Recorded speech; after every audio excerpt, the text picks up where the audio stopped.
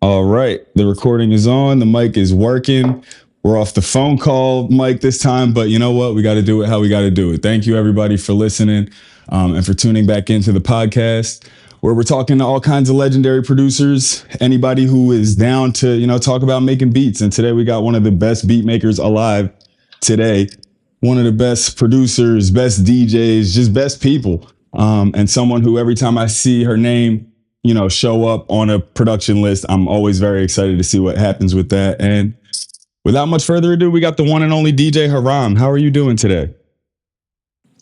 Hi, thank you so much for having me. And at such a last minute notice.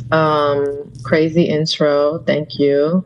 Had to do it, yo. But yeah, I'm good. I'm good. Just chilling on an off day in Berlin. Nice. Tour's been good to you? It's been pretty good. It's like the slope of the up and down stays the same, but it like gets higher and lower. So it's a lot of L's. I'm not gonna lie.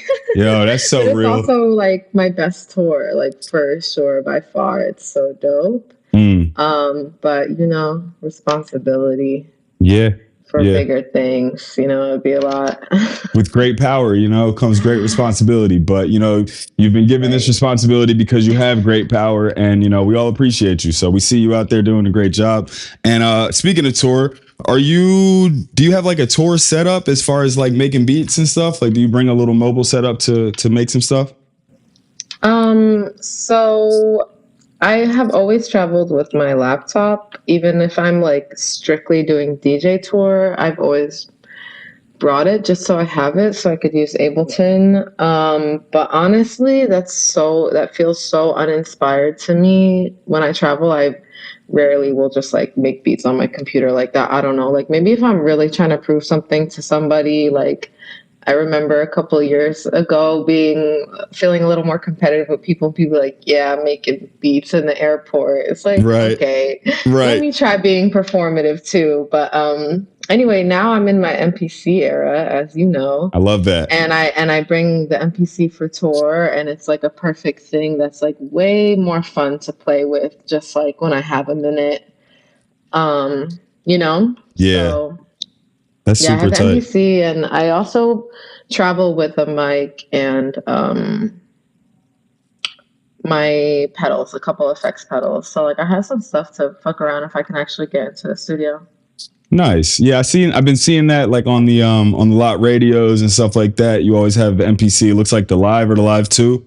And I might as well ask, like, how has that been working as far as incorporating it into your DJing and vice versa? Like, do you DJ into the MPC as well and get some stuff that way? So I only use the MPC for live sets. And it has made me think, but for my live set, I also use the CDJs. Just kind of like, the same as when I DJ for Woods, like I use the CDJs. It's still a live set just because someone's playing the backing track on a CDJ. So that's kind of what I'm doing when I use them. I'll play stems on them and play stuff on top of it with the MPC and this kind of thing.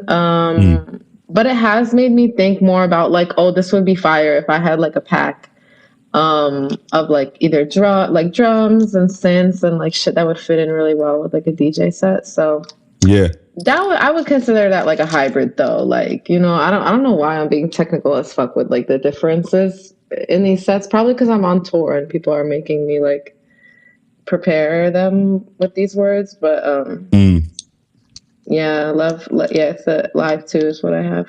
The Live 2 is it's a great piece of equipment. I'm glad you got on the. Is that your first MPC? Yeah.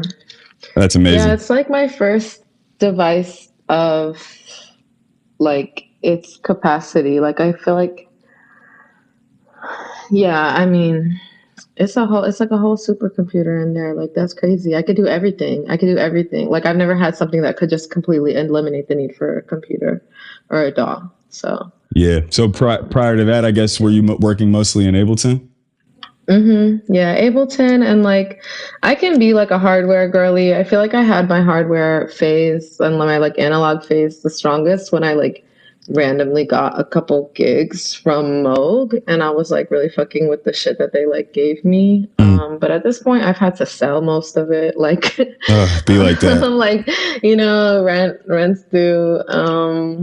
It'd be like But that. I mostly, when I invest in stuff now outside of the MPC, and honestly, getting a new computer a couple years ago, I feel like those are big like music purchases.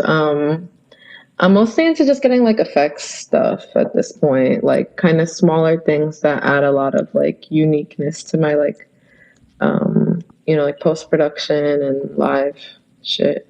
Sure. Yeah, we got to get you messing with a 404 here pretty soon, you know?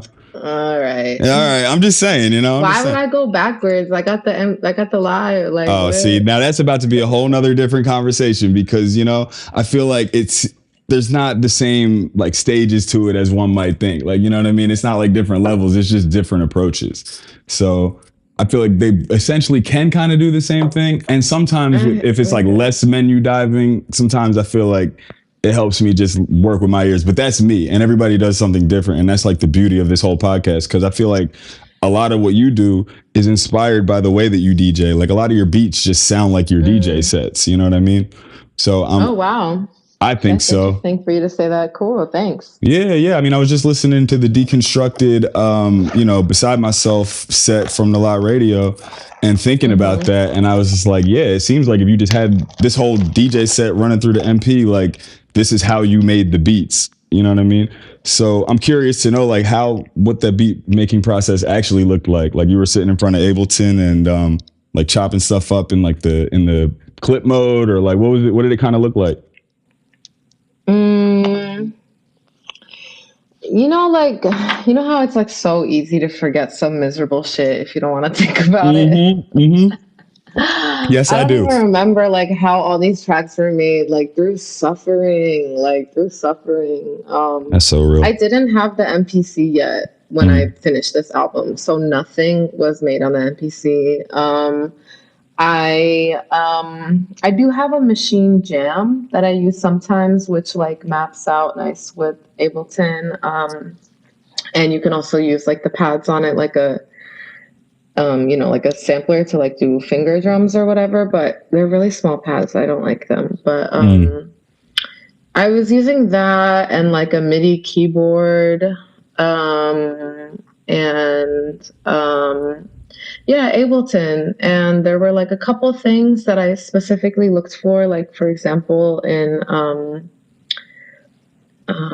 Deep Breath. I was really wanted to like I was literally like I need to include a track that has this like live vibe, but also like does this thing where it blurs the line between bagpipe and flute.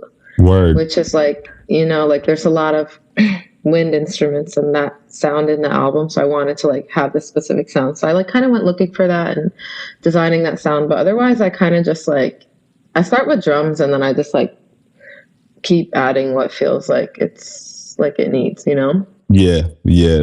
Everything is always so driven by like just rhythms and percussion. I mean, even straight up to the one beat that I think a lot of people may have been introduced to you by, which is the Trauma Mic beat. And shout out Arm and Hammer. But like just all the way to the video, like where you just banging on the can, you know what I mean? It's like a lot of your beats like really, really sound like that, or at least driven by something similar. It's just like straight ahead, even when it's kind of slower and spacier. And I don't even know if I have a question about that. I just wanted to point out that that's how I feel about it. Like it really always sounds super dope. Drums. We love drums over here. We love drums. And it's so fun to do it with the MPC now because I feel like it really helps me move my stuff and play drums in a way where I'm like, oh, like when it gets all wonky and fucked up, like rappers are gonna love that. Yeah, it's like a whole little spot for them to find a home, So yeah. Do you shout out drums? Yeah, shout out to the drums. A lot of people are trying to go drumless, and I love drumless production, but I love drums too, and I love distortion, and and you get a lot of like grit and noise and like fuzz and stuff like that. Like, are you like? It sounds like you're sampling like old VHSs and shit. Like, are you getting like weird sample sources? Are you like sampling Foley and things like that, or Like what kind of sources do you get so where you can get some of that grit and noise?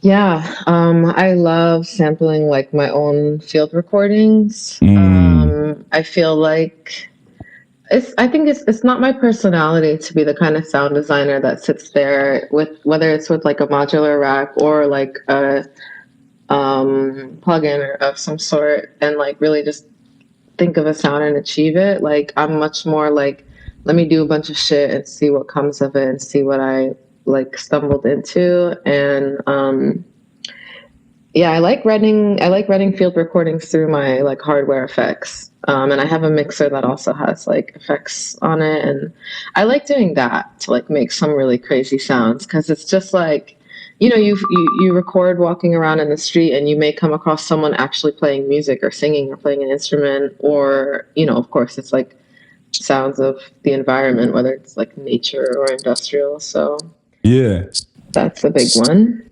that's major. I hope people are taking notes. Like that's very major. Like because everything when the shit is real, people could tell. Like that's why it stands out. And you know, field recordings are major. I put field recordings in damn near every beat I make. And I don't know if I ever sent this to you directly, but there is a site out there. It's like a Google Maps, Google Earth looking thing that is just like a map of field recordings that people upload and geotag and shit. So you can like get stuff from around the world. That's so fucking cool. I'm gonna send that directly to you. There better not be Israel on there though. I don't think that there. I don't know. Better say Palestine. Right, that shit better, and I think it probably does because they're so cool like that. Like you know what I'm saying. You would hope, but yeah, Sorry, man. I don't know why that was my first thought. I know why it was your. And I'm like, I know why, yo. And first of all, free Palestine and free all oppressed peoples, straight up, because you know what I mean. All this music shit is cool, will but be free. You damn right. Damn, now I've done lost my train of thought for a good reason. No field recordings. And field recordings and shit. Yeah, yeah. Do you use like a Zoom joint or what do you use to like get those? Oh God, sorry. I'm like boiling tea. I'm like, wait, let me turn that off. You good? More noise in the background. I'm gonna sample that, yo. Texture fiends, yeah. Straight up. I have a Tascam field recorder, but like honestly, like I was so cheap when I bought it. It's like I don't even have it with me on tour because it's not worth it, and my phone has a better mic. So I primarily use my phone right now. I would love to get like a better one because I love like ASMR and I love like the quality and like the crazy stuff that can happen when you like amplify and obsess over things that like normally aren't even heard. Right. You know, not just mouth sounds, but like also those. Right. But yeah, any Rex. I need a new one, but I'm trying to spend all this money. Like as far as field recordings. Yeah. Well, I was just talking to Dose One the other day, and he uses the OP1. I mean, I know you just said you're not trying to spend a lot of money, but that joint is it's not quite as, I don't know if I want to say clean or whatever. Like it has a sound to it, you know what I mean? But the cool thing about that is you can like turn the recording into like the synth engine and just start, you know, modulating it from there right away in the box. Yeah, it's got a mic. It's like all in the box. Yeah, this shit is super cool. I mean, I recommend it highly. There might be some people getting rid of them because they didn't know how to use them. So you might be able to get it for a little bit cheaper. But that's a good joint. And then also, I mean, the phone works. Like the phone does work. That shit works. Everybody's got one. You know, but I kind of love, like, I really do love ASMR, and I want to have like ASMR quality stuff, especially because I've been fucking around with video. And like, I just feel like that shit is like fun. I don't know. Yo, not that I don't want to turn this into a whole teenage engineering free advertisement, but if you, they got some good marketing, bro. Like they got good marketing, but go buy their shit. Like, yo, I own a few joints and I love them, but the OPZ does video sampling. So you can treat it just like the regular sampler and put it to a grid and whatever. And I know you would come up with some cool shit. If you fully become like a teenage engineering type of like nerd, you know what I mean? I think you'll get some good use out of some of those things. Interesting. I think I like the OP1. I feel like so many people have it that I've definitely like played with it a lot and I'm familiar with it, but I don't think I ever seen this one. Interesting. Next time when you pull up to Philly, I got you. I'm gonna bring it through. Nice. And last time you were in Philly, think, if I'm not mistaken, was the Nas show. And that shit was super crazy. And I don't know. I was just blown away. Every time I see you DJ, I'm blown away. I don't know where you get any of this stuff from. And I just think you do a great job of like putting people onto shit without putting them on directly. You know what I mean? Just like exposing people to sounds that they probably wouldn't have heard otherwise. I hope so. Straight up. I had to shout that out. And cool. That was a while ago. That was a while ago. When you coming back to Philly, yo, we need you. In February. Oh, hell yeah. That's with one of your faves. Who? Never mind. Can you tell me? All right. Yeah, we'll worry about it later. But coming soon when I finish this graphic design. Amazing. I'm very much looking forward to it, yo. I really am. Cool. And then let me think. So we the field recordings and stuff, but then also I feel like we get a lot of live instrumentation in your production. How does that come about? Like, do you work with live session musicians, or are you like sampling stuff in from live recordings? Because it all sounds like in the room, super live. A little bit of column A, a little bit of column B. I don't like to talk about when I'm sampling stuff and when I'm not, because that's so real. Like, whether it's a sample or whether it's like a VST, like it's me playing it like it's my instrument. Damn right. But if it's credited, then it's somebody who played it kind of and either let me sample it, or actually I think everything on the album that has like a live instrumentalist, they made it for the album. Yeah. So, I mean, my thing is like, I want to make great music, and I'm a pretty collective minded person. Like, I think it's one of those like 1 and 1 is greater than 2 situations, especially when you're like not wealthy and can't just like, you could pay experts to like have their name erased and pretend it's you doing all of it. But I don't know, like I have like a amazing jazz trumpet player as a friend. Like, if he will be on my album, like, please, like, be on every album. Right.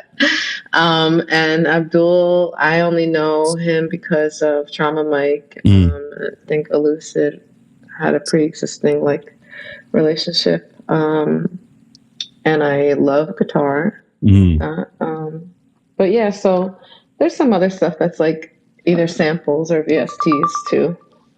It's fire. Well, that's what's up. We do gotta protect some of this sauce. You know what I mean? And we like, I completely feel you on that.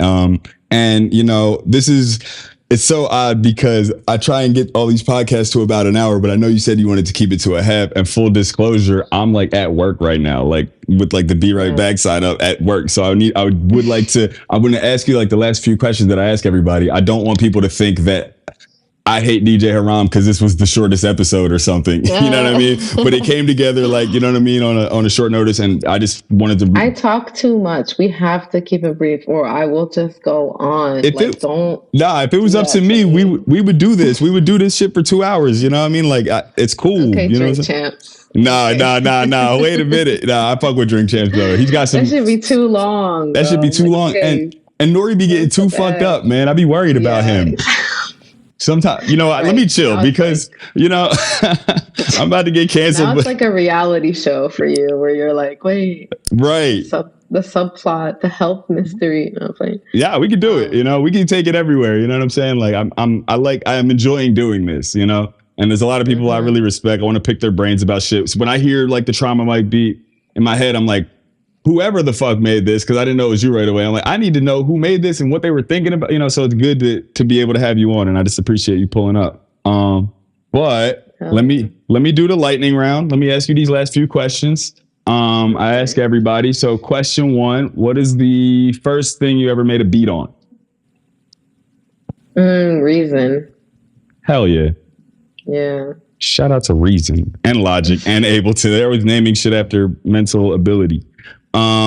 What have you been making beats on lately? I know you said the MP, but yeah, MPC.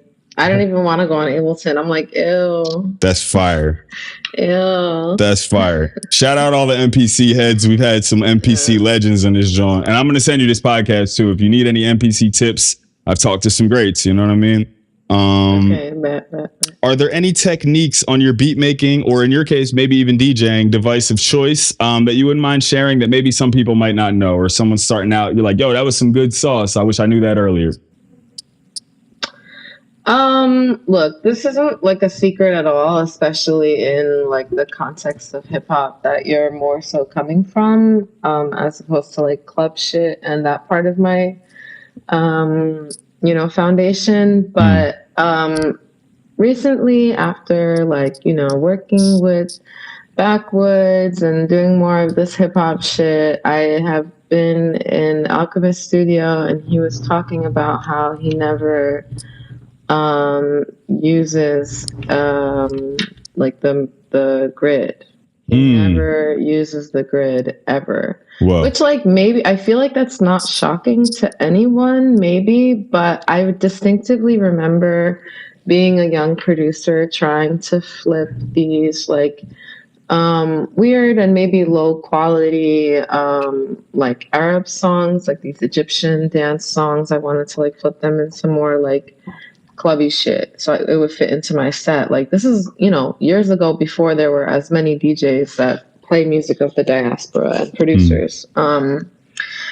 And I remember I had like someone who was kind of trying to be my mentor. Like he was just like, looking out for me, like send me shit. And like his whole thing that he imparted on me was that it's really important for me to put my shit on the grid. Otherwise it's going to sound like trash and no one will play it and this kind of thing. And like, I've definitely resisted that, but I feel like that was in my head as like oh, it's mad unserious if it's not like on a grid. Even if you go off grid, you have to like, it's this whole like you have to know the rules in order to break them thing. And then Mm. I feel like more and more like I'm really just am embracing and loving that like hip hop and rap can get so experimental so casually. Like it's really fuck the grid. Like really just be so weird. I think before I would like make a distinction between like my beats and like my experimental shit. And my experimental shit would be like off grid and crazy. But now I'm just like, why not both? Right. Like everything all at once. So that's not like a crazy hot tip, but I'm just kind of like, fuck the grid.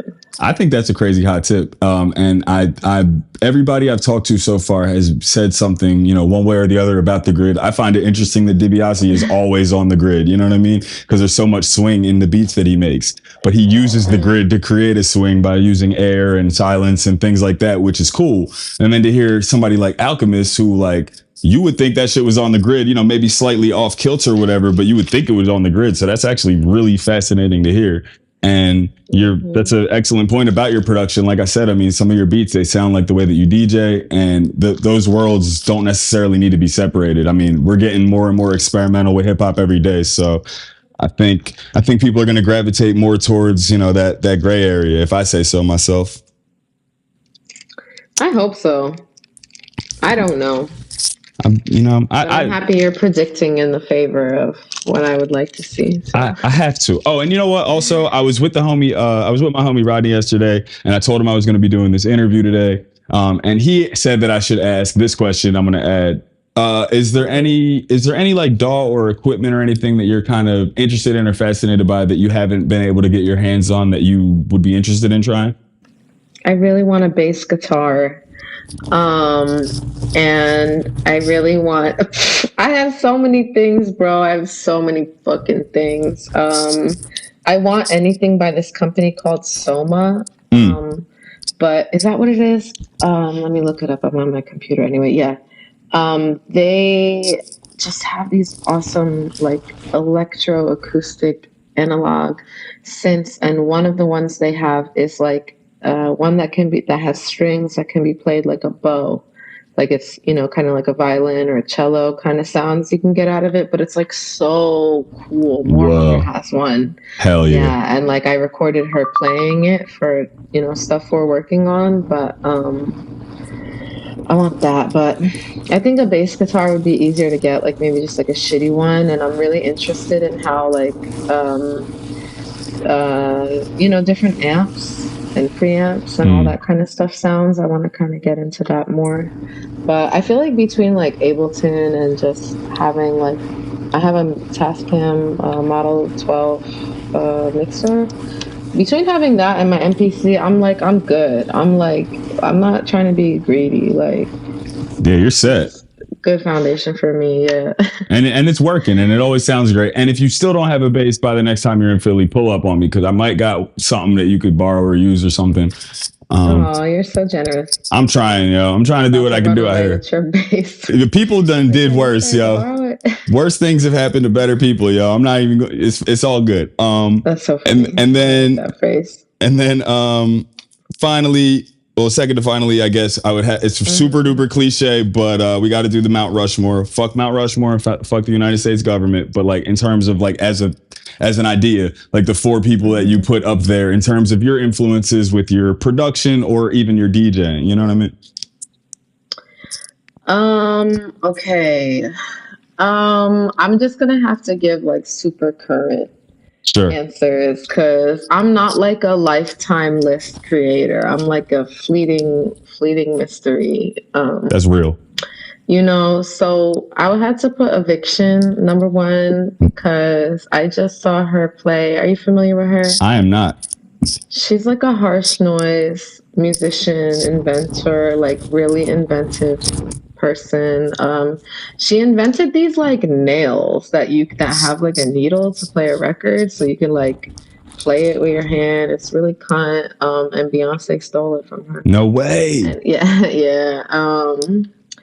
And I played a show with her in Poland, and it reminded me of like how fucking important like heavy, insane shit is. It's just like I just feel like shit is getting so normie. So love her life, love everything she does. Amazing.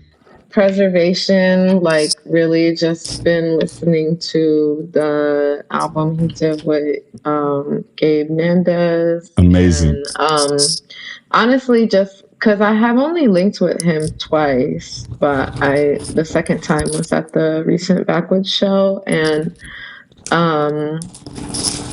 he's so cool. Like he's just such a cool producer because he influenced me before I even knew I wanted to make music, and like it's so trippy to me to have like to be like, oh shit, now like you know we're oomph. Yeah. It's crazy how that happens. That's fire. Yeah. Shit. Who else do I want to shout out? Mount Rushmore is hard. I'm like, it's super hard. It's super hard. I would say Code 9. Hell yeah. This is my label head. People don't necessarily know, but like he started out doing like pre-dubstep dub shit and working with rappers and MCs a lot. Still over his like crazy frantic beats, you know, not always necessarily, but yeah, he gets it. How many people are there in Mount Rushmore? I think there's 4. 4? Okay. I think. What am I listening to lately? Not even shit. Okay. You know who I'm really fucking with? Which I'm really resisting your format. What's that? No, it's good. I appreciate it. I wouldn't expect you to respect the format. Like, you know what I mean? That's why we're, you know what I mean? I fuck with it. Let's get it. Cool. So there's this producer called Slickback. Okay. And he's like similarly in the same like crossover of like experimental and like club music. I don't know if he's based in Europe now, but he's from Kenya. So there is a little bit of like, you know, so-called diasporic influence in his music. I don't think he's really genre-wise boxed in anywhere, but he makes very like harsh, crazy music that like when I was primarily DJing, I used to really enjoy like bringing it in because it's still like rhythmic and you could still kind of blend it with like a club track, but then it just gives this like overwhelming like, sound of war. And similarly, he just dropped an album. It might have even been the same day I dropped my album, but it was sometime around then, called Attrition. And it's really good. Like I feel like it's like the first time kind of like he's presenting a real like here's all about me instead of just like a couple tracks here and there. So just, some of my things I'm listening to, basically Rushmore. Right, right. I love that. I really love that. Yeah. And and that segues always into just general shout outs. If anybody that maybe not, they don't gotta be Rushmore, but anybody that you fuck with, anybody that you'd like to say what's up to, just the floor is yours. We do shout outs and we give flowers over here. Shout out to Share only. That's my that's my work wife. Okay. Shout out my work wife. For sure. So honored. We just played a show where we like teased some stuff, so I can't really say anything, but like big things coming, like, I love that. So just shout out to Share only. That's amazing. That's amazing, yo. I really appreciate that. And I don't know, for some reason I'm like looking at this thing and I feel like it cut the beginning off, and just in case it did, I just want to let everybody know that I introduced Haram by saying that she's one of the best producers out here and I'm standing on it. And you know what I mean? Like just really, really doing it for everybody, for the DJs, for the club enjoyers, for the hip hop heads, just really, really putting on right now. You're having a star year. Everybody knows it. And we really, really appreciate you being out here. Jersey's own DJ Haram. We appreciate you. Thank you. Of course. Thank you. And thank you for taking time out your busy schedule on tour. Until next time, yo, we signing off and we'll see you next time. Hell yeah. Fuck America. Fuck Germany. Fuck them. Fuck them, yo. Peace, yo.